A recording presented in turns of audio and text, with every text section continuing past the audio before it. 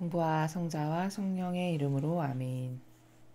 하늘을 우러러 사랑하올 하느님 아버지 뜻 안에서 스승이신 예수님과 도움이신 성령님과 사랑하올 성모님과 성요셉 아버지와 성미카엘 대천사와 하늘의 모든 거룩한 천사들과 성인들의 전구를 청하며 기도드립니다. 사랑하올 아버지, 오늘도 온 인류가 아버지께서 사랑하시는 그 자녀들이 오늘도 바쳐드리는 기도와 희생과 고통과 또 갈망과 그리고 아버지께 드리는 많은 봉헌들, 그 모든 것들을 예수님과 어머니 하나 되신 성심을 통해서 아버지 뜻에 모두 봉헌드립니다. 그리고 오늘도 아버지께 회개하고 뉘우치고 간구하는 영혼들의 기도, 그 모든 간절한 기도들을 예수님과 어머니의 하나 되신 성심을 통해서 아버지의 뜻에 모두 다 봉헌드립니다. 예수님과 어머니, 주님께서 마침내 부활하셨습니다. 이 부활은 예수님과 어머니와 완전히 용해된 이들의 승리요. 그래서 부활을 축하합니다 라고 인사드리는 바로 그 의미적 나라의 핵심 중에서도 핵심입니다. 그러나 이 나라가 겪고 있는 현실은 이 부활의 승리를 만끽하기에는 너무나도 많은 악이 판치고 있고 그 악이 모든 곳곳마다 다 기득권으로 모든 주도적인 세력에 가로채고 앉아 참으로 저희의 마음을 참담하고 그리고 좌절스럽고 절망스럽게 합니다. 그러나 아버지께서는 반드시 승리하실 것이고 메시지를 통해서도 앞으로 예수님의 정신과 가르침과 모범과 카리스마의 나라에서 온 인류가 그것만이 옳다라고 인정하며 믿고 따를 승리가 올 것이니 미리 기뻐하고 희망을 가지라고 말씀을 주신 아버지의 그 말씀에 따라 저희 사명은 오늘도 또다시 또 많은 고통을 꿋꿋이 인내하고 감수하고 받아들이며 다시금 힘을 내어 아버지의 뜻 진리를 전하고 또 그 정신으로 살아가기를 갈망합니다. 예수님과 어머니, 저희를 비롯하여 이 대한민국의 아버지께서 사랑하시는 자녀들, 아버지께서 구원하기를 바라시는 자녀들, 회개하기를 바라셔서 아직까지 포기하지 않으시는 그 모든 자녀들을 예수님과 어머니 하나 되신 성심을 통해 아버지 뜻에 봉헌드리오니 사랑하는 예수님과 어머니, 주님의 부활의 그 빛의 은총으로 그들의 닫힌 눈과 귀를 활짝 열어주시고 뚫어주시옵기를 간곡한 갈망으로 청원드립니다. 이 모든 기도 우리 주 그리스도를 통하여 비나이다. 아멘. 성부와 성자와 성령의 이름으로 아멘. 안녕하십니까? 하느님의 뜻 선교의 윤피아수녀입니다. 오늘은 부활 8일 축제의 목요일이 되었습니다. 부활의 은총이 다시 또 반복해서 아버지 뜻 안에서 여러분 가정에 충만하시길 빕니다. 오늘 주신 말씀을 통해서 아버지가 인류에게 깨닫기를 원하시는 그 나라를 함께 배워보도록 하겠습니다. 2020년 4월 16일 부활 8일 축제 목요일입니다. 제1독서 사도행전 3장 11절에서 26절까지 말씀입니다.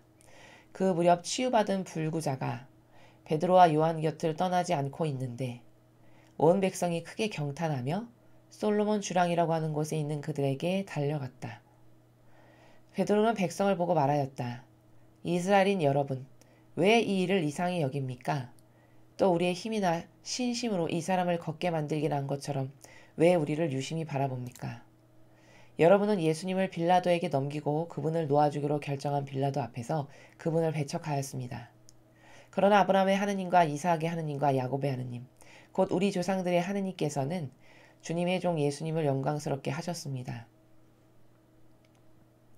여러분은 거룩하고 의로우신 분을 배척하고 살인자를 풀어달라고 청한 것입니다. 여러분은 생명의 영도자를 죽였습니다. 그러나 하느님께서는 죽은 이들 가운데서 그분을 다시 일으키셨고 우리는 그 증인입니다. 이 예수님의 이름에 대한 믿음 때문에 바로 그분의 이름이 여러분이 지금 보고 또 아는 이 사람을 튼튼하게 하였습니다. 그분에게서 오는 믿음이 여러분 모두 앞에서 이 사람을 완전히 낫게 해주었습니다. 이제 형제 여러분, 나는 여러분도 여러분의 지도자들과 마찬가지로 무지한 탓으로 그렇게 하였음을 압니다. 하느님께서는 모든 예언자의 입을 통하여 주님의 메시아께서 고난을 겪으시리라고 예고하신 것을 그렇게 이루셨습니다. 그러므로 회개하고 하느님께 돌아와 여러분의 죄가 지워지게 하십시오. 그러면 다시 생기를 찾을 때가 주님에게서 올 것이며 주님께서는 여러분을 위하여 정하신 메시아 곧 예수님을 보내주실 것입니다. 물론 이 예수님께서는 하느님께서 예로부터 주님의 거룩한 예언자들의 입을 통하여 말씀하신 대로 만물이 복원될 때까지 하늘에 계셔야 합니다. 모세는 이렇게 말하였습니다. 주 너희 하느님께서는 너희 동족 가운데서 나와 같은 예언자를 일으켜 주실 것이니 너희는 그가 하는 말은 무엇이든지 다 들어야 한다. 누구든지 그 예언자의 말을 듣지 않는 자는 백성에게서 잘려나갈 것이다. 그리고 사무엘을 비롯하여 그 뒤를 이어 말씀을 전한 모든 예언자도 지금의 이 때를 예고하였습니다. 여러분은 그 예언자들의 자손이고 또 하느님께서 아브라함에게 세상의 모든 종족들이 너희 후손을 통하여 복을 받을 것이다 하시며 여러분의 조상들과 맺어주신 계약의 자손입니다. 하느님께서는 주님의 종을 일으키시고 먼저 여러분에게 보내시어 여러분 하나하나를 악에서 돌아서도록 하여 여러분에게 복을 내리게 하셨습니다. 주님의 말씀입니다. 하느님 감사합니다. 예, 오늘도 여러분 일독서 지금 사도행전의 말씀을 함께 보셨습니다. 지금 베드로 사도가 지금 오늘 등장하는 말씀은 어제에 이어서 그 안진뱅이를 고쳐줬죠. 그 기적 사건이 일어났죠. 베드로 사도가. 그래서 이제 그것을 보고 사람들이 너무나도 신기하고 의아하게 이제 제자들을 바라보는 거죠. 저건 사람이 할 수 없는 일인데 저런 기적이 어떻게 일어났지? 이제 이런 눈빛으로 자신들을 바라보는 것을 알고 베드로 사도가 그 예수님을 십자가에 못 박여 죽여야 한다라고 주장했던 그 유다인들에게 지금 과거 당신들이 저지른 그 죄악은 하느님의 아드님을 당신들의 손으로 죽여야 한다라고 주장해서 죽여버린 엄청난 죄악을 당신들이 저지른 거지만 그렇지만 하느님께서 과거에 모세나 또 여기 다른 예언자들을 들면서 그들에게 약속하신 그 축복을 하느님께서는 거두시지 않을 것이고 당신들이 그것을 받으려면 회개하고 뉘우쳐서 하느님의 뜻, 그 주님의 그 뜻 안으로 순종해야 당신들이 과거의 예언자들로부터 아버지께서 약속하신 축복을 받을 수 있다. 이런 논지로 지금 이야기를 하고 있습니다. 문제는 이겁니다. 지금 여기 이 연설을 듣고 있는 유다인들, 그 유다인들은 여러분 과거에 예수님께서 이스라엘에 오실 때 팔막가지를 흔들면서 막 환영하고 그렇게 우리를 구원하실 왕이 오셨다고 좋아하며 기뻐 날뛰었던 그런 유다인들이죠.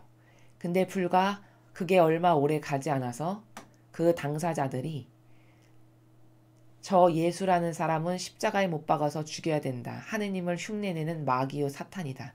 이렇게 모함하고 공격하여 결국은 예수님을 십자가에 못 박혀서 돌아가시게 한 그런 율법학자 바리사이들에게 직접적으로 협력하고 동조한 사악한 그런 사람들이죠.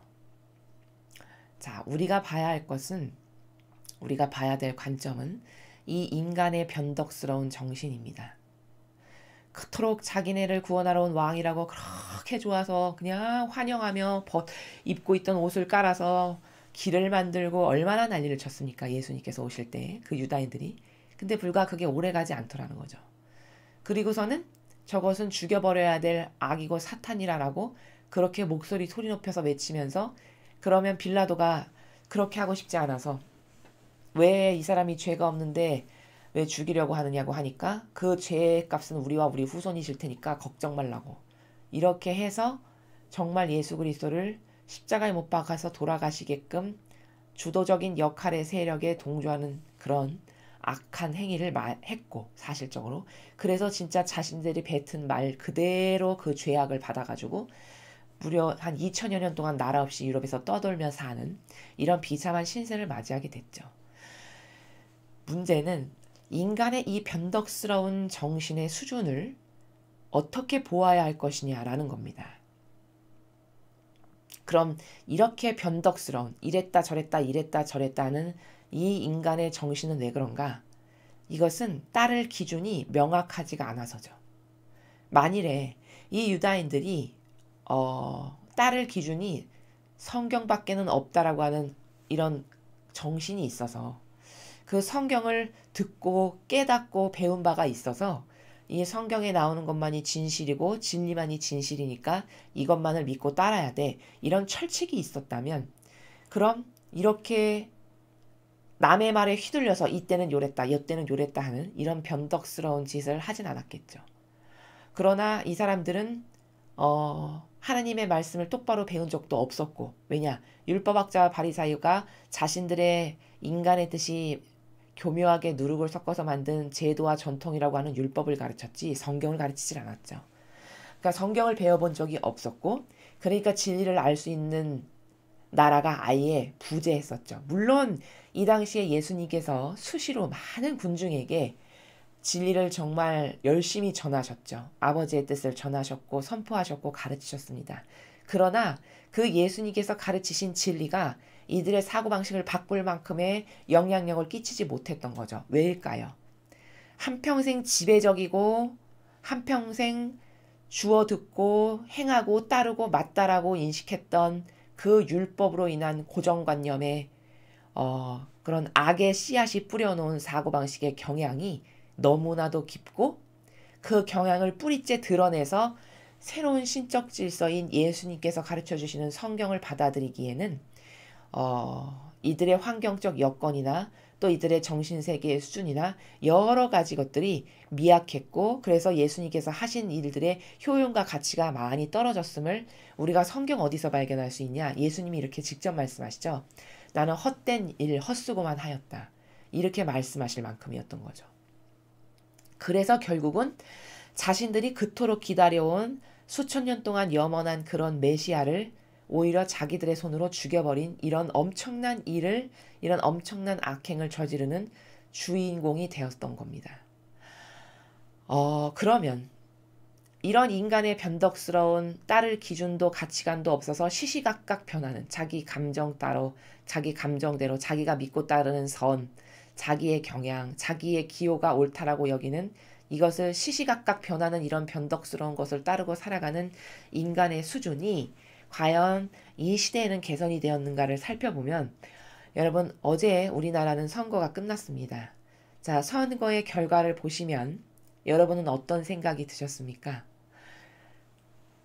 우리가 정말 3년 동안 엄청난 고통과 정의 없는 공정과 정의가 없고 온통 비리가 난무하고 자기네에게만 유리한 그리고 나라를 망해먹는 이런 정책들만을 끊임없이 내놓고 그리고 중국에는 속국으로 알아서 납작 엎드려서 마치 조공을 바치는 그런 속국인 그런 처세와 정치를 하는 이런 수많은 것들에 질려버린 이 보수의 세력이 굉장히 많을 것이라고 생각했고 이젠 고무적으로 정신이 바뀔 거라고 생각했지만 우리의 큰 착각이었던 거죠.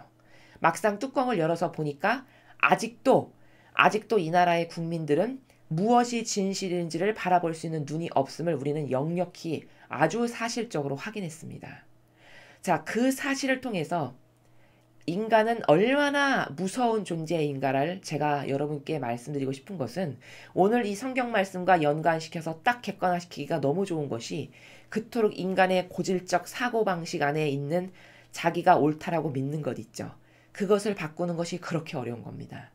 그렇게 3년 동안 나라가 경제나 정치나 외교나 안보나 전 분야에 대해서 망하지 않은 곳이 단 한 군데도 없는데도 불구하고 그것을 그런 관점으로 보는 눈도 없거니와 오히려 심지어 저는 나는 이 정권에 불만 없는데 왜 그렇게 맨날 문제를 일으키면서 1인 시위를 하냐고 따지는 그런 여성분을 유튜브 방송에서 본 적이 있는데 그런 것을 볼 때마다 인간은 결국 답이 없는 것인가. 몸으로 체화하고 깨닫기 전에는 그 고질적 마귀의 사고방식을 깨달아서 스스로 바꾸기에는 그 정도로 허접하고 그 정도로 수준이 개, 돼지의 수준인 이런 인간의 정신세계라는 것이 눈으로 확연히 드러난 결과를 어저께 우리가 모두가 목도한 겁니다. 바로 그 이 나라에 살아가는 아직도 진실과 사실이 무엇인지를 깨닫지 못하는 그 국민들의 정신 수준이 이 유다인들의 정신 수준과 다를 게 뭡니까? 아마 이 성경을 대하는 그 국민들이 이렇게 사람들이 어쩌면 이렇게 무식하고 근시한 쪽이야. 자기네가 그렇게 메시아 좋다라고 손뼉치고 박수칠 땐 언제고 그렇게 자기네 손으로 죽여버려. 이렇게 말하는 그 자신이 자신도 똑같은 속성을 가지고 진실을 볼 줄 모르는 눈으로 자기 영혼이 패망하고 있다는 것을 아마 자기는 깨닫지 못할 거라는 거죠. 이 안타까운 현실, 사실과 진실을 볼 수 있는 눈이 완벽하게 가려져서 매일같이 자신의 영혼이 속고 마침내는 그리스도를 자신들의 손으로 못 박아 죽인 일을 스스로 저질렀는데 그것에 대한 죄책감이 있거나 변덕스러운 자신에 대해서 불만족스럽거나 이런 나라 자체도 존재하지 않는, 이토록 사고방식이 저급한데 하나도 그것이 불편하지 않은 이런 인간의 수준, 이런 인간의 한계성, 이걸 봤을 때 참으로 절망스러운 거라는 거죠. 그럼 지금은 다른가? 이제 2000년이 지났으니까 지금의 정신 수준은 엄청 높아졌고 함양이 됐고 고도화됐고 좀 성숙해졌는가? 라는 것에 객관화를 시켜보려고 어제 뚜껑을 딱 열어보니까 나을 바 전혀 없구나. 입증이 됐다라는 겁니다. 오히려 더 못하구나.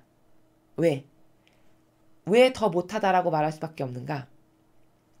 2000년 동안 발전한 과학기술과 수많은 문화와 환경적 요소와 풍요와 부, 이런 것은 그토록 많이 급속도로 발전했는데 그것에 비해서 상대적으로 이 인간의 정신의 수준의 한계성이라는 것이 너무나도 비루하고 너무나도 저급한 거죠. 그것을 바라볼 때 많은 우파 국민들이 말씀하시기를 참으로 절망적이다. 이렇게 말씀을 하시는 거예요. 왜 가려졌는가? 이들은 유다 교회 때문이라는 것을 이 유다인들은 깨닫지를 못했어요. 이 당시에 자신들의 영혼을 이렇게 가로막아서 볼 것을 보지 못하게 만든 장본인이 누구냐? 그게 유다 교회의 율법학자와 바리사이들이라는 것을 이들은 절대로 깨닫지 못했다는 겁니다. 돌아가시고 나서도 나라가 패망해서까지도 이 유다인들은 자신들의 처지를 이렇게 만든 게 그 주도 세력이 그 유다교회의 율법학자와 바리사이들과 원로들이라는 것을 절대로 깨닫지 못했다는 거예요. 이게 비참하다는 겁니다. 자, 그럼 우리나라를 볼까요? 우리나라에 이렇게 종북 좌파 빨갱이 사회주의 공산주의라고 하는 세력이 이토록 고무적인 세력으로 이토록 크게 성장했는데, 자, 과연 그런 사고방식을 갖게끔 조장한 게 과연 그 근원적 세력이 누구냐? 이거를 오늘의 이 일독서를 통해서 객관화시켜 볼 수 있는 거죠. 자, 그게 누구냐? 저는 그거 당연코 로마 가톨릭이라고 이야기하는 거예요. 왜냐? 자, 로마 가톨릭이 이 대한민국에서 수십 년 동안 맺은 열매를 여러분 한번 가만히 생각해 보십시오. 자유민주주의 인사다 해서 수많은 정치인을 보호해줬는데 이제 와서 그 정치인들의 행한 업적을 하나하나 다 열어서 보니까 다 나라 팔아먹은 빨갱이, 공산당, 북한에나 돈 퍼주고 그리고 노벨 평화상 받은 이런 사람을 민주 인사다 해서 보호해주고 감싸는 게 누가 했냐? 로마 가톨릭의 종교인들이 했어요. 그렇죠. 그리고 오늘날 그토록 주님의 거룩한 제단에서 매일같이 정치 얘기하면서 암암리의 교묘한 누룩으로 정치 선동을 해가지고 정부의 반감을 갖게 하는 그런 주도적 역할을 누가 하냐? 로마 가톨릭의 사제들이 하지 않습니까? 아예 그들은 이제 집단화해서 하잖아요. 대놓고. 정의구현 사제단이라는 집단을 통해서. 어떻게 이게 하느님의 뜻을 행하는 주님의 일꾼이라 할 수 있겠습니까? 무신론은 뭐죠? 신이 없다라고 거부하는 세력이에요. 근데 그렇게 신이 없다라고 거부하는 세력이 떡하니 하느님 집에 들어차고 앉아서 나는 사제다라고 사제옷 입고 마치 정의를 구현하고 사회 평화를 구현하는 사람인 양 행세하고 다닙니다. 이게 정의구현 사제단의 실체죠. 이게 로마 가톨릭의 실체예요. 이 유다인들이 망하게 끊임없이 악의 그 콩고물을 댄 게 율법학자와 바리사이와 원로들이었듯이 수천 년이 지난 지금 보니까 이 백성의, 이 대한민국의 살아가는 그 백성의 정신세계에 악을 뿌려놓은 게 누구냐? 그게 로마 가톨릭의 사제들이라는 것이 이렇게 대를 이어서 이 악의 세력은 사람만 바뀌었지 대를 이어서 계속 전승하고 있음을 우리가 발견하게 되는 겁니다. 이 로마 가톨릭의 많은 주교들이 끊임없이 사회의 혼란을 조장하고 악을 부추겨서 난민을 받아들여야 된다. 소수를 받아들여야 된다. 동성애자도 똑같이 그들의 사랑을 바라봐야 된다. 얼마나 이런 성경에 근거하지 않은 마귀적 논리를 펴서 신자들에게 매일 떠먹였습니까? 얼마나 많은 시간을 그런 것을 했나요? 그래서 그것을 받아먹은 사람들의 사고방식에 은연중에 마치 이 나라가 굉장히 불공평하고 불평등하고 당신은 소외받고 맨날 짓밟히고 사는 사람이니까 저항해. 이런 것을 암암리에 섞어서 누룩처럼 집어넣어서 끊임없이 떠먹여서 그것을 받아먹은 사람들이 자신도 모르게 그런 사고방식화 되도록 만든 게 누구냐? 로마 가톨릭이다 이겁니다. 무서운 건 뭐냐? 그렇게 이 유대교의 율법학자와 바리사이와 원로들에게 동조하고 협력했던 이 백성의 결말이 나라 없이 망했다는 거예요. 그럼 우리나라도 만일 이게 회개 없이 계속 지속된다면 어떻게 될까요? 결말이. 성경은 아버지가 수천 년 전에 필요 없고 쓸데기 없는 것을 보여주시는 것이 아니라 그거를 통해서 너가 예지를 갖고 이런 전조가 있을 때 이런 결과로 망한다라는 것을 바라보라고 가르쳐 주시는 진실 중에서도 진실입니다.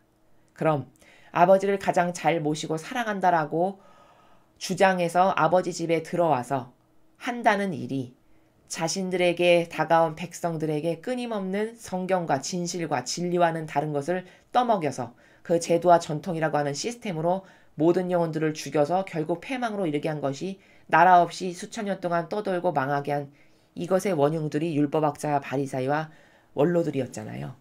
그럼 이 나라도 그렇게 이 나라에 살아가는 사람들의 사고방식과 정신세계를 병들게 한 그 책임이 누구에게 있냐? 로마 가톨릭의 고위 성직자들, 지금 제가 말씀드린 그런 수많은 백데이터를 대해서 살펴봤을 때 그 사제들과 고위 성직자들이 다 이렇게 유대인에게 이상한 사고방식을 심은 것과 똑같은 역할을 했다라는 것을 우리는 팩트로 확인할 수 있다는 겁니다.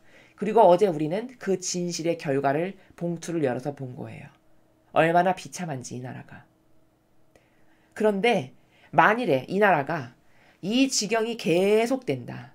아무도 회개하거나 뉘우치니 사람이 없고 이것에 대해서 아버지의 마음의 의노를 풀어드리려고 하는 진실한 나라에서 회개하고 뉘우치고 용서를 청하고 고통을 자원하고 희생을 감수하면서까지 배상과 보복을 하는 이런 영혼이 아무도 없다. 그럼 이 나라의 운명은 과연 어떻게 될 거냐? 불을 보듯 뻔하다는 거죠.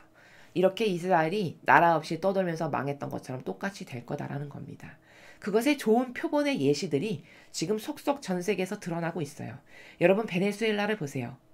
베네수엘라가 우리나라보다 자원도 엄청 풍부하고 굉장히 잘 살았던 나라인 것을 여러분 아십니까? 굉장히 잘 살던 나라였어요.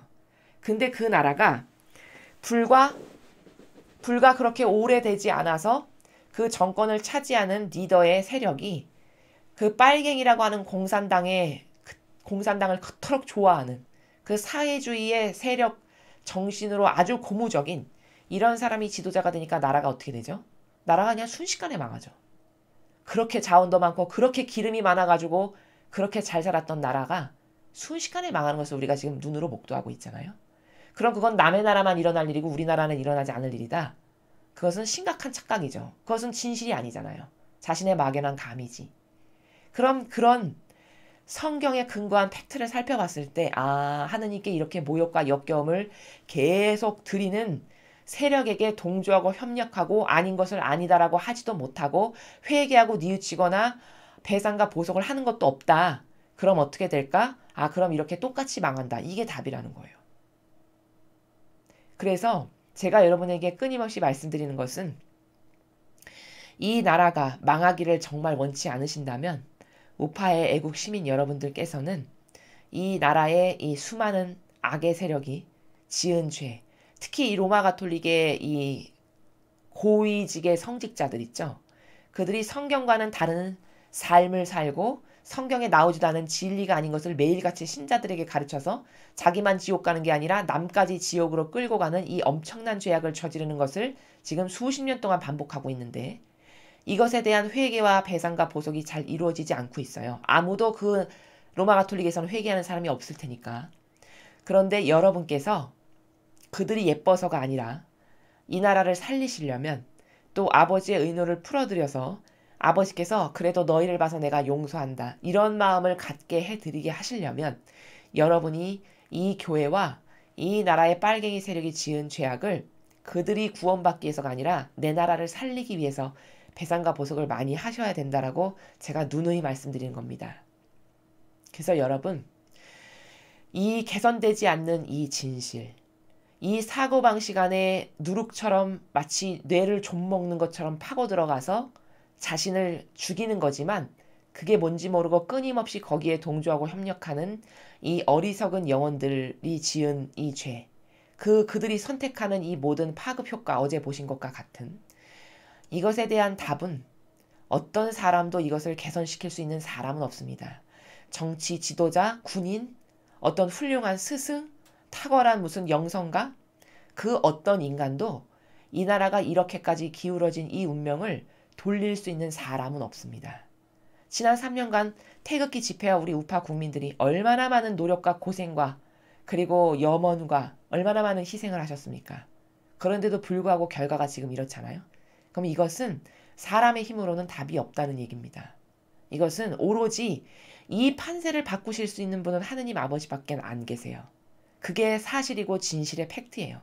그렇기 때문에 우리는 더더욱 하느님께 열심히 매달리고 정말 우라통이 터지고 울분이 끓어오르지만 마귀가 좋아하는 건 뭐냐? 낙담하고 절망해서 다시는 도전하지 않는 것. 마귀가 요걸 노립니다. 마귀가 좋아하는 것은 완전히 포기하고 패대기를 쳐서 다시는 희망으로 일어날 의지를 갖지 않는 것. 요게 마귀가 좋아하는 것이거든요. 그렇기 때문에 여러분은 어제와 같은 결과가 있다라고 해서 실망하거나 좌절하거나 절망해서 하던 애국의 일을 포기하거나 접으시거나 꺾어버리거나 기가 짓눌리시면 안 돼요. 다시 말씀드리지만 이 모든 것은 하느님만 다르게 하실 수 있는 유일한 희망이시고 또 그런 아버지가 그렇게 하고 싶으신 마음이 드시게 하시려면 우리는 이 나라와 이 교회가 지은 죄악을 정말 열심히 배상과 보석하지 않으면은 하느님 아버지께서 과연 이것을 언제 돌려주실까 만큼 심각한 상황이 도래했음을 우리가 지금 발견하고 있습니다. 그래서 이 좌절하는 것은 마귀가 좋아하는 것이므로 절대로 그렇게 하시지 마시고 과거에 했던 것 그 이상의 뜨거운 열정으로 여러분은 더 많이 이 교회와 이 나라가 아버지께 지은 죄 배상과 보속하시고 작은 희생 하나도 다 하느님의 의노를 풀어드리는 희생으로 여러분이 다 에너지를 전환시키시고 어떤 고통을 받아야 될 일이 다가온다. 그럼 아버지께서 이 나라를 용서해 주시기 위한 고통으로 이것을 받아들여야지. 이런 마음과 의지로 그 모든 것을 행하시면 그것이 사실적인 것이 됩니다. 그래서 용기를 내시기 바랍니다. 또한 아버지께서는 미국에 있는 그 성지에서 메시지를 주시기를 부활절 메시지를 이렇게 주셨어요. 마침내 내가 승리하였다. 마침내 승리하셨죠, 예수님이. 악과의 전투에서 그 치열하고 냉혹한 악과의 전투에서 마침내 승리하셨죠. 왜? 부활하셨으니까요. 그런데 이 인류는 마침내는 내가 가지고 있는 사고방식과 정신과 카리스마와 모범의 그 그리스도적인 사고방식으로 인류가 사고를 할 날이 올 거다. 그러니까 미리 기뻐하거라. 이렇게 말씀을 하시고 메시지를 주셨어요. 그러니까 여러분은 하느님이 말씀하시면 다 이루어지신다라는 게 이게 사실이고 진실이기 때문에 그 주신 말씀은 우리를 격려하기 위한 말씀이세요. 우리가 이렇게 낙담하고 좌절하거나 행여 포기할까 봐서 아버지께서 미래는 결정되어 있는데 그 선이 승리할 것은 결정되어 있는데 그 과도기가 너무 힘든 거잖아요. 정신적으로. 이 정의가 없고 불의한 세상에서.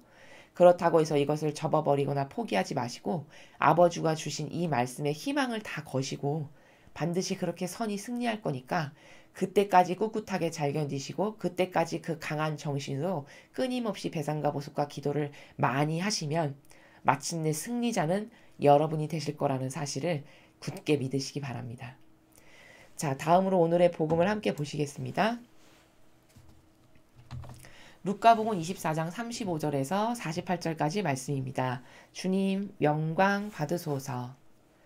그 무렵 예수님의 제자들은 길에서 겪은 일과 빵을 떼실 때 그분을 알아보게 된 일을 이야기해 주었다.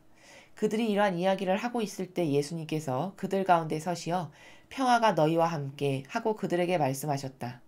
그들은 너무나 무섭고 두려워 유령을 보는 줄로 생각하였다. 그러자 예수님께서 그들에게 이르셨다. 왜 놀라느냐? 어찌하여 너의 마음에 여러 가지 의혹이 있느냐? 내 손과 내 발을 보아라. 바로 나다. 나를 만져보아라. 유령은 살과 뼈가 없지만 나는 너희도 보다시피 살과 뼈가 있다. 이렇게 말씀하시고 나서 그들에게 손과 발을 보여주셨다. 그들은 너무 기쁜 나머지 아직도 믿지 못하고 놀라워하는데 예수님께서 그들에게 여기 먹을 것이 좀 있느냐 하고 물으셨다. 그들이 구운 물고기 한 토막을 드리자 예수님께서는 그것을 받아 그들 앞에서 잡수셨다. 그리고 그들에게 이르셨다. 내가 전에 너희와 함께 있을 때 말한 것처럼 나에 관하여 모세의 율법과 예언서와 시편에 기록된 모든 것이 다 이루어져야 한다. 그때 예수님께서는 그들의 마음을 여시어 성경을 깨닫게 해주셨다. 이어서 그들에게 이르셨다. 성경에 기록된 대로 그리스도는 고난을 겪고 사흘 만에 죽은 이들 가운데서 다시 살아나야 한다. 그리고 예루살렘에서부터 시작하여 죄의 용서를 위한 회개가 그의 이름으로 모든 민족들에게 선포되어야 한다. 너희는 이 일의 증인이다. 주님의 말씀입니다. 그리스도님 찬미합니다. 오늘 여러분께서 지금 들으신 복음은 그 어젠가에 이어진 그 엠마오로 가는 제자들을 만나 주셨잖아요. 예수님께서. 그래서 이제 그 제자들이 근심 걱정 어린 표정으로 이제 예수님께서 돌아가신 사건에 대해서 이야기를 하면서 가는데 갑자기 예수님께서 나타나셔서 이제 그들과 함께 많은 이야기를 하시고 결국에는 그 식사 시간에 빵을 떼어 주시면서 그들의 눈을 열어주셔가지고 이제 예수님이신 것을 깨닫게 해주시는 그런 사건 바로 이어서예요. 그래서 지금 첫 줄에 나오는 예수님의 제자들이 길에서 겪은 일과 빵을 떼실 때 그분을 알아보게 된 일을 이야기해 주었다라는 것은 이제 그 엠마오에 갔던 제자들이 돌아와서 이 12제자에게 도착해가지고 자기들이 겪었던 일을 지금 이야기하고 있는 거죠. 그런데 그 장소에 또 나타나신 거예요. 예수님께서. 오늘 보신 루카복음은. 그래서 이제 갑자기 문도 열린 것도 없고 아무것도 없는데 갑자기 방 한가운데 와서 서시니까 너무 깜짝 놀라는 거죠. 이 제자들의 사고방식의 체계 하에서는 이게 뭐지? 유령인가? 뭐 이렇게 생각이 될 만큼이겠죠. 그러니까 그런 마음의 그림자까지도 아시는 예수님이 너무 잘 아시니까 왜 놀라느냐, 왜 마음에 여러 가지 의혹을 갖고 있냐, 이제 이런 식으로 하나하나 이야기를 하셔가지고 풀어주시는 그런 나라입니다. 자, 우리가 이 복음을 통해서 발견할 수 있는 것은 지금 엠마오로 갔던 제자들이 돌아와서 자신들의 경험담을 막 이야기했잖아요. 그러면 그때 그 일을 겪었으면은 그래? 예수님이 그렇게 순식간에 나타나시고 막 길도 같이 가셨다가 밥 먹다가 막 사라지시기도 하시는 그렇게 나타나시는 분이셔 라고 하는 어떤 그 신비의 사실에 대해서 올바르게 인식을 해야 되는 거거든요. 근데 또 올바르게 인식하는 나라가 또 없어요. 지금 여러분이 함께 읽으셨던 바와 같이. 그러니까 이 제자들에게는 신비를 인식하는 나라의 세계가 전무했던 거죠. 전무했음을 우리가 지금 확인할 수 있죠. 신비에 대해서 배워본 적이 한 번도 없었던 거예요. 지금까지. 그러니까 이런 예수님을 함께 따라다니고 배우면서 3년간 따라다니고 배우면서 많은 기적을 그토록 많이 받고 많은 신비의 그 체험을 했잖아요. 제자들은. 그런데도 불구하고 반향이 지금 이런 거죠. 그러니까 참 그 인간적이라고 하는 나라와 신적인 세계라는 나라는 이게 차원이 완전히 다른 세계인데 이 인간적인 나라에서 살아가는 인간이 이 신적인 세계를 이해한다라는 것은 참으로 굼뛰고 참으로 느리고 참으로 시간이 오래 걸리고 어떤 그런 갭이 존재함을 오늘 우리가 이 복음의 말씀을 통해서 볼 수가 있습니다. 신비라고 하면은 로마 가톨릭은 어떻게 가르치냐면 설명할 수 없는 걸 신비다 이렇게 치부합니다. 그렇죠? 그래서 삼위일체를 신비론으로 치부하는데 그것은 뭐 인간의 그 가지고 있는 한계적인 지능으로는 다 미처 깨닫지도 발견할 수도 없는 세계. 요런 식으로 신비는 인간이 감히 이해할 수 없는 세계. 그냥 믿을교리 뭐 이런 나라에서 신비를 가르치죠. 그러나 여러분 이건 완전히 잘못된 겁니다. 삼위일체는 깨닫지 못할 어려운 그런 논리 체계가 아니에요. 제가 다른 강의에서 삼위일체에 대해서 말씀을 드린 적이 있지만은 그것은 우리가 이해하기 쉬운 자연법에서 설명을 하면은 예를 들면은 어떤 한 사람이 있을 때 그 사람이 집에서는 엄마라고 불리고 사회생활을 하면 밖에서 나가면 직장에서 불리는 직함이 있고 또 남편이 부르는 호칭이 있고 이렇게 한 사람이지만 각각 다른 호칭이 존재하잖아요. 그런데 그 사람은 한 사람이죠. 바로 이게 삼위일체의 원리라는 거예요. 그럼 그 이름이 다르다라는 건 뭐냐면 그 사람이 행해야 될 그 일 있죠. 그 직함. 그가 갖고 있는 그 직분에 따라서 단지 이름이 달라질 뿐이지 그 사람이 바뀌거나 달라지는 것은 아니다. 이것이 삼위일체를 이해하는 가장 기본이 되는 핵심적인 내용입니다. 어렵지 않죠. 누구나 다 이해할 수 있는 내용이거든요. 그것이 삼위일체의 가장 기본이 되는 본질의 그 기본 지식 체계예요. 그래서 삼위일체를 또 다른 비유를 들어서 설명하면 태양이 있는데 태양의 중심부가 있고 또 그 빗살이 있는데 빗살이 이 태양에서 떨어져 나가면 죽은 것과 같다. 그러나 태양에 붙어 있으면 빗살로서의 역할을 한다. 그럼 이 빗살과 태양의 핵심부 이 모든 것이 그리고 그 태양으로부터 쏟아져 내려서 그 태양빛을 받고 자라는 식물이 하나 있다면 이 태양빛이나 빗살이나 태양이나 똑같은 태양에서 나오는 거지만 그 각각 행하는 역할에 따라서 조금씩 다른 바로 이게 삼위일체의 신비의 원리의 나라다. 라는 것을 또 이런 관점으로도 설명을 할 수가 있어요. 그런데 이것을 얼마든지 이렇게 성도분들이 이해할 수 있도록 말씀드릴 수 있음에도 불구하고 자신들이 조금 설명할 수 없고 뭐 그러면 좀 애매모호하면 신비 이렇게 치부해서 그것을 그냥 그 세계에 대해서 더 이상 열지 않고 닫아버리는 이런 것을 로마 가톨릭이 한다라는 거예요. 이런 많은 이것 이외에도 많은 신비는 여러분 설명할 수 없으니까 신비라고 붙이는 것이 아니라 그 진리의 나라에서 말하는 신비라는 건 뭐냐면요. 초자연적인 현상을 이렇게 자연법적인 나라에서 설명을 해서 입증할 수 있는 것 이것을 신비라고 하는 겁니다. 제가 지금 삼위일체를 여러분께 설명을 드리고 말씀을 드렸듯이요. 바로 이런 걸 신비라고 해요. 그래서 분명히 말씀드리지만 하느님은 굉장히 난해하고 어렵고 현학적인 걸로 성경을 기술하지 않으셨어요. 그럼 여러분 생각해 보십시오. 상식적으로. 자녀들이 알아들을 수도 없고 이해할 수도 없고 그토록 현학적이고 어려운 것이라면 왜 진리를 쓰셨으며 왜 인류에게 남기셨을까요? 이해시킬 수도 없고 알아들을 수도 없고 깨달을 수도 없는 건데 자랑하시려고? 그런 분이 아니시잖아요, 아버지가. 다 이 진리의 말씀이라는 것은 초등학생도 그 초등학생이 사용하는 단어의 수준으로 설명해주면 얼마든지 이해할 수 있는 나라가 다 진리의 나라라는 거예요. 그래서 하느님은 그 각각의 비유를 통해서 말씀하시는 이유가 예수님께서 그 비유를 통해서 그 비유 너머에 담겨져 있는 원리를 네가 발견하고 깨달아라 라고 해서 비유로 말씀을 하시는 겁니다. 많은 경우에 있어서 제자들에게. 바로 이런 것이 성경의 신비의 나라고 진실의 나라인 것이지 그게 막 현학적이고 어려우니까 특별한 신학 박사만 알아야 되고 뭐 일반 신자는 무식하니까 모르는 이런 것이 아니라는 겁니다, 여러분. 그것은 이 로마 가톨릭이 완전히 잘못된 것으로 여러분을 가르치고 있고 여러분의 정신에 잘못된 것을 주입하고 있다는 것을 말씀을 드리는 거예요. 오늘 이 제자들에게 이렇게 예수님이 지금 갑자기 나타나셔서 이런저런 말씀을 하시는데 또 믿지 못하고 뭐 두려워가지고 어리둥절하고 어리버리한 이런 현상이 왜 있는 것인가? 그 인간의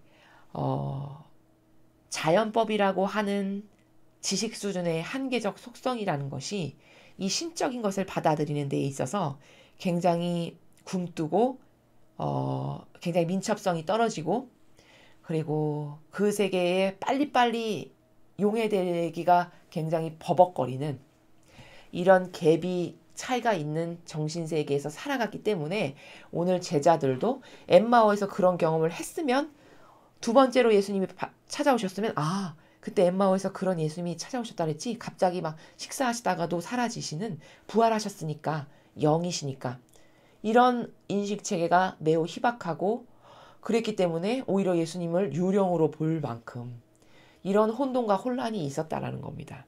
그럼 왜 그런가? 이 신비의 세계를 자신들이 예수님을 따라다니면서 보았음에도 불구하고 그것을 받아들이는데 굉장히 난해하게 작용하는 부분들이 있었는데 그건 왜 그러냐? 이들이 갖고 있는 인간적이라고 하는 속성 때문에 그랬다라는 거죠. 그래서 우리가 이런 지금 제자들의 이런 반향을 보면서 그러니까 이 인간적인 건 여러분 왜 악이고 위험하고 참 인간에게 하나도 쓸모가 없는 것이냐면 그 인간적인 정신의 나라에서 빠져 살다 보면 어떻게 되냐면 이렇게 성경에서 예언자들이 다 말했다라고 지금 예수님이 설명하시잖아요. 아니 얘들아 내가 너희에게 부활할 거라고 말을 안 해준 것도 아니고 그렇죠. 많은 부분에서 말씀을 이미 하셨죠. 그리고 아니 나만 그렇게 한 게 아니라 모세의 율법과 예언서와 시편에 모든 것이 기록돼 있지 않니? 그럼 그게 이루어져야 되는 게 맞지 않니? 아버지 뜻은 이루어지지 않는 게 단 하나도 없으니까. 너무나도 이렇게 당연한 사실적 팩트를 말씀하시는 거예요. 근데 너희는 왜 그렇게 이상하게 생각하니? 이 나라죠. 밑에도 또 이야기하시죠. 아니 성경에 다 기록돼 있지 않니? 진실이. 어떻게 기록돼 있어? 그리스도는 고난을 겪고 사흘 만에 죽은 이들 가운데서 다시 살아나야 된다라고 성경에 기록되어 있지 않니? 그 성경의 말씀이 이루어지려고 나에게 이런 일이 있고 나는 진짜 사실적으로 부활했는데 너희는 왜 그것을 믿지 못하느냐? 라고 지금 또 깨닫게 하시는 그런 일을 하고 계시는 거예요. 그래서 우리가 이렇게 어떤 진리를 알아듣는데 굉장히 민첩성이 떨어지고 빠릿빠릿하게 내 영혼 안에 와서 이렇게 안착되는 게 좀 약하고 그런 것은 다 이렇게 지금 제자들이 느끼는 것처럼 제자들이 경험한 것처럼 여러분도 우리들도 이 인간적이라고 하는 독성이 세면 셀수록 더 받아들이기가 힘듭니다. 사실. 왜냐면 이 인간적이라는 나라와 신적인 나라는 상충되는 세계거든요. 공존할 수가 없는 세계예요. 빛과 어둠이 공존할 수 없듯이요. 그렇기 때문에 어떤 이 인간적이라고 하는 사고방식과 경향의 나라를 깊이 갖고 있으면 있을수록 이런 영혼은 이 신적인 것을 빨리 깨닫고 빨리 자기 것으로 만들어서 그런 정신으로 변화돼서 그렇게 사는 데까지는 많은 시간이 걸리고 오랜 시행착오가 있을 수밖에 없다라는 것을 오늘 제자들의 이런 반향을 통해서 우리가 확인할 수 있다라는 거죠. 그래서 우리도 이런 어떤 시행착오에 부딪히지 않으려면은 끊임없이 어떤 것을 반복해야 되냐면 내 안에 인간적이라고 하는 속성이 어떤 게 있는가 라는 것을 여러분이 계속 객관성을 가지고 자기 자신을 성찰해 보셔야 돼요. 아, 예수님이나 성모님이 가지셨던 속성은 이러이러한 건데 나는 그런 것하고는 좀 다른 속성이 이런 게 있고 이런 게 있고 이런 게 있구나. 이런 것을 예수님이나 성모님이 어떤 나라에서 사셨는가를 저희가 드리는 강의를 통해서 자꾸 생각해 보시고 발견하시면서 그렇지 않은 나의 속성. 뭐 예를 들어서 예수님이 거룩한 사랑의 나라에서만 사셨는데 나는 사사로운 감정과 인간적인 것밖에 없어서 변덕스러운 사랑을 한다. 그럼 이것은 빨리 뽑아버리고 기도로서 갈망해서 예수님 저도 예수님과 같은 거룩한 사랑의 나라에서 살게 해주세요. 이런 노력을 열심히 하셔가지고 그 인간적인 것을 자꾸 없애면 없앨수록 여러분에게 이런 신적인 나라의 뿌리가 자꾸 안착이 되게 되는 것을 여러분의 영혼도 느끼시게 된다는 거예요. 그럼 이제 그게 자꾸 반복돼서 쌓이다 보면 진리를 받아들이실 때 거부 반응이 없어지고 오히려 진리가 아닌 이상한 다른 인간적인 나라에서 말하는 것이 악임을 확 드러나게 보실 수 있는 그런 눈과 귀가 확 뚫리고 열리는 때가 온다라는 겁니다. 그러니까 그런 노력을 계속 포기하지 마시고 계속 끊임없이 하시면 그 각각의 사람의 영혼의 특성에 따라서 또 노력하는 정도에 따라서 반향하고 갈망하는 정도에 따라서 하느님 아버지께서 다 열어주시니까 그런 노력을 열심히 꾸준히 하셨으면 좋겠습니다. 이상으로 2020년 4월 16일 부활 8일 축제 목요일 복음 해설을 마치겠습니다. 감사합니다.